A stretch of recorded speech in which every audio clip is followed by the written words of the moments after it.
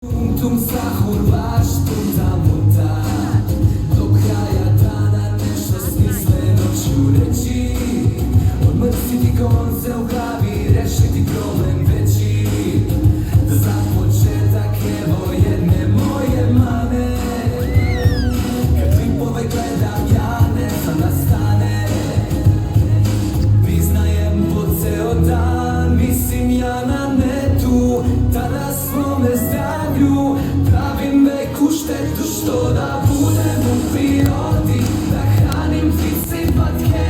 Zašto moram ja da pišem domaće zadatke? Ja bih TikTok da gledam u stoki kokice, dok me ne zabole moje lepe okice.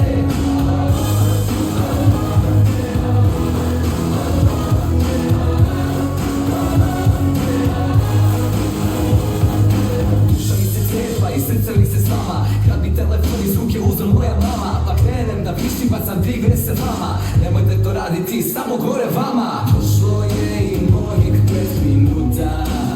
Na usluzi tum sahu